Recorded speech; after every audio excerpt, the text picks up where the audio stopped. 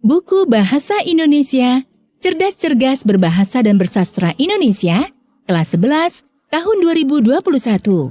Bab 2, menyajikan berita inovasi yang menghibur. Subbab B, mengenali struktur dan unsur teks berita, bagian 1. Salam sehat dan tetap semangat.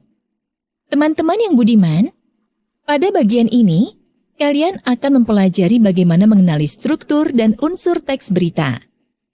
Kalian akan diajak untuk memahami teks berita, bekerja secara berkelompok untuk berdiskusi tentang struktur dan unsur teks berita. Menurut Kamus Besar Bahasa Indonesia, berita adalah cerita mengenai kejadian atau peristiwa yang hangat atau terkini. Di dalam berita terkandung fakta yang dapat dipertanggungjawabkan kebenarannya. Selain itu, teks berita disajikan berurutan dari yang terpenting lalu berlanjut ke bagian yang nilai pentingnya makin berkurang. Definisi lain, berita adalah laporan tercepat mengenai fakta atau ide terbaru yang benar, menarik, dan atau penting bagi sebagian besar halayak melalui media berkala seperti surat kabar, radio, televisi, atau media online internet. Sumadiria 2008.2 65. Oleh karena itu, perlu diperhatikan untuk membuat susunan teks berita yang selaras dengan nalar agar mudah dicerna pembaca. Teks berita disusun dengan pola piramida terbalik yang terdiri atas 3 bagian utama, yakni kepala berita, leher berita, dan tubuh berita. Bila diperlukan uraian lebih panjang, namun kurang penting, akan ditambahkan bagian kaki berita. Bagian pembuka berita yang biasa disebut kepala berita memuat informasi utama yang paling penting.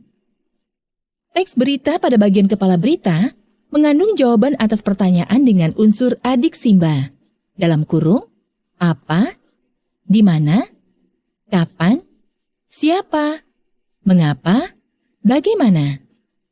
Hal ini penting dilakukan untuk memudahkan penyunting tulisan atau editor saat melakukan penyuntingan karena terjadi keterbatasan ruang pada halaman media. Dengan adanya struktur yang sudah standar, penyunting tak akan ragu memotong paragraf terbawah. Leher berita merupakan kelanjutan kepala berita. Unsur berita dikembangkan lebih jauh dan luas pada bagian ini. Penjelasan yang lebih terperinci dari setiap unsur yang ada di kepala berita membantu pembaca memahami isi berita. Leher berita menjadi jembatan dari gagasan pokok pada kepala berita dengan gagasan-gagasan penunjang pada bagian tubuh maupun kaki berita.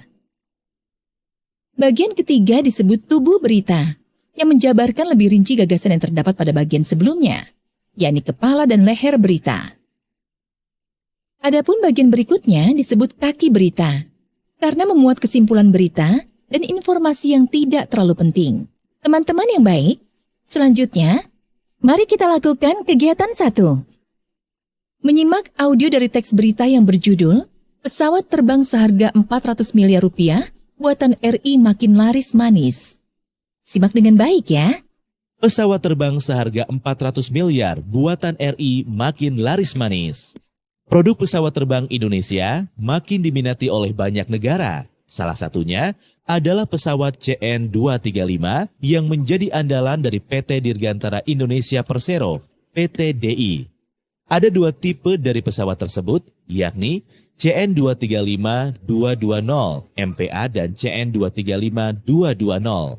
Hingga kini, pesawat tersebut sudah diekspor ke berbagai negara, di antaranya adalah Thailand untuk Royal Thai Police, Senegal dengan Senegal Air Force, Nepal dengan Nepal Army.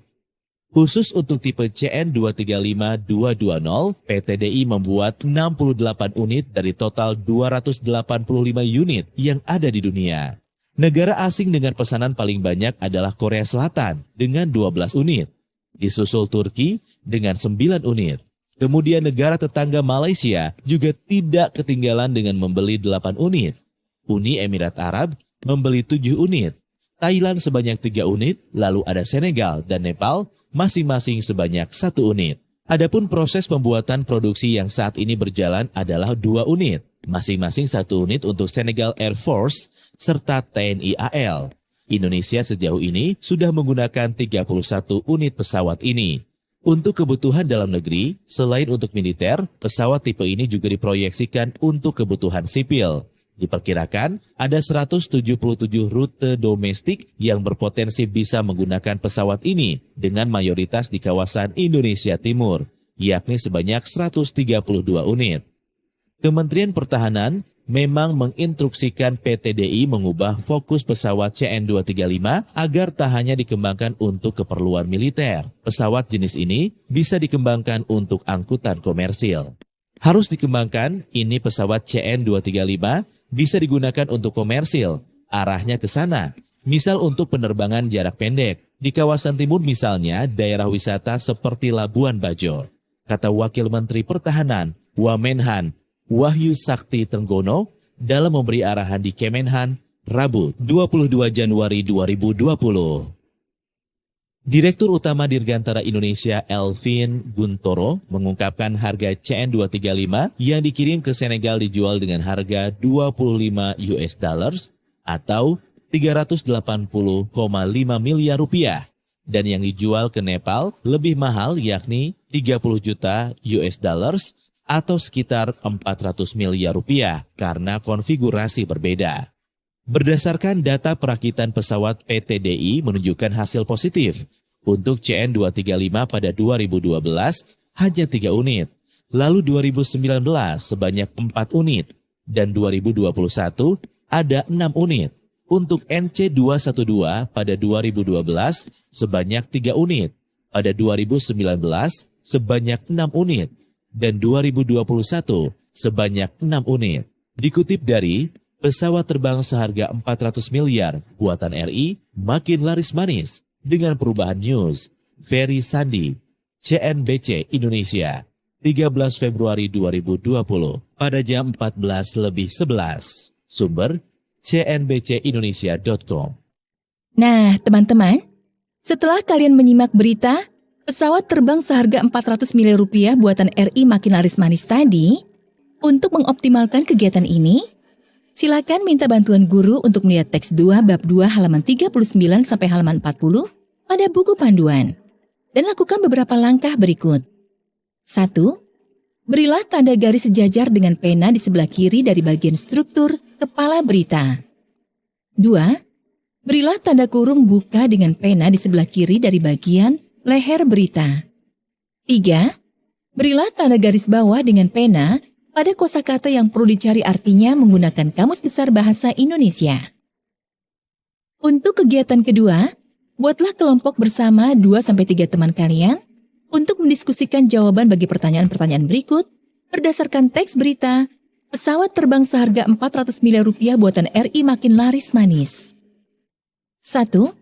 Temukan struktur kepala berita pada teks berita di atas. Apakah kalimat pertama pada bagian kepala berita? Jelaskan alasanmu. 2. Bersama kelompokmu, lakukan analisis unsur adik Simba pada kepala berita dari teks di atas. Adakah unsur yang tidak terjawab? Jelaskan alasan kalian. 3.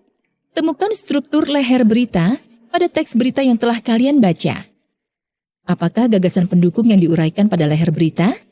Jelaskan alasan kalian. 4. Teks berita menggunakan ragam bahasa baku. Pada kutipan, hingga kini pesawat tersebut sudah diekspor ke berbagai negara.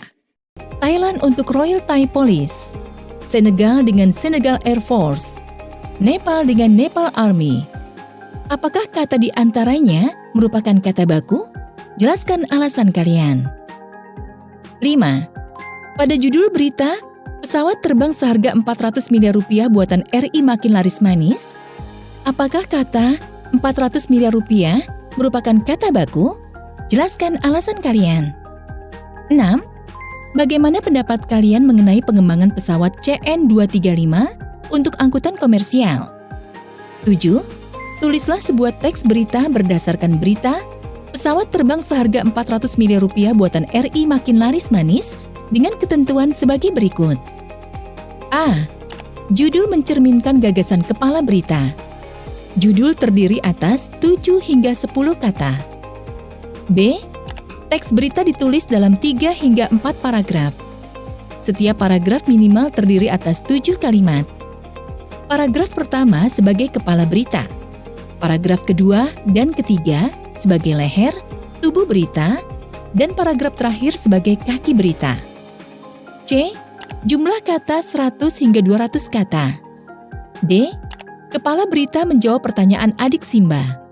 E. Kaki berita memuat kesimpulan yang menjawab pertanyaan adik dan berisi informasi yang relevan dengan kepala berita. F. Gunakan bahasa baku.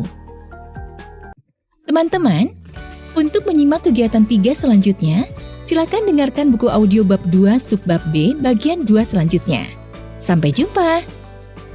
Teman-teman, setelah pada buku audio sebelumnya kita telah belajar dari teks berita, sekarang kita akan melakukan kegiatan selanjutnya dalam bab 2 subbagian B, yaitu menjawab pertanyaan berita berdasarkan video. Wartawan sebagai penulis berita perlu memilah peristiwa atau kejadian yang layak diangkat menjadi berita. Kelayakan suatu peristiwa atau kejadian untuk dapat diubah menjadi berita ditentukan oleh 6 hal berikut ini. 1. Aktual atau kekinian. Peristiwa yang baru saja terjadi. 2. Penting. Kejadian yang menyangkut kepentingan masyarakat. 3. Kedekatan lokasi. Berita yang terjadi di wilayah pembaca akan lebih menarik daripada kejadian di tempat yang jauh. 4. Ekspresi emosional atau human interest. Dapat memancing atau mengaduk-aduk emosi pembaca. 5. Tokoh atau lembaga terkenal. Kepopuleran tokoh atau lembaga yang menjadi topik berita akan menarik perhatian pembaca. 6. Terdapat unsur luar biasa. Kejadian yang sangat jarang terjadi atau luar biasa. Baik teman-teman, bersama kelompok kalian, simaklah paparan berita dalam bentuk video Go Digital Strategi UMKM Bertahan di Tengah Pandemi. Dengan bantuan guru atau orang tua, silakan unduh video melalui tautan https://www.cnnindonesia.com. Kemudian pada kolom pencarian, ketik video, strip, go, strip, digital, strip, strategi, strip, UMKM, strip, bertahan, strip, di tengah, strip, pandemi, _2. Setelah kalian menyimak video tadi, jawablah pertanyaan berikut ini. 1. Apa gagasan utama dalam tayangan video yang telah kalian saksikan? 2. Kapan peristiwa para pedagang melakukan usaha memakai konsep Go Digital terjadi? 3. Mengapa industri kreatif sangat terdampak oleh pandemi? Jelaskan alasan kalian. 4. Apa hubungan antara pandemi dengan penghasilan para pedagang industri kreatif? Jelaskan jawaban kalian. 5. Dampak apakah yang dirasakan pedagang saat mereka beralih ke konsep Go Digital? 6. Bagaimana tanggapanmu terhadap tindakan para pedagang untuk beralih ke penjualan dengan platform digital? Teman-teman, sekarang ayo kita lakukan kegiatan 4, menulis teks berita berdasarkan video. Untuk membuat suatu teks berita, perlu disusun gagasan pokok yang mengandung jawaban terhadap unsur adik Simba dari suatu peristiwa. Setelah itu, pertimbangkan kelayakan gagasan pokok agar menjadi berita utama atau headline. Gunakan 6 ciri di atas untuk menganalisis kemungkinan gagasan tersebut layak menjadi suatu berita.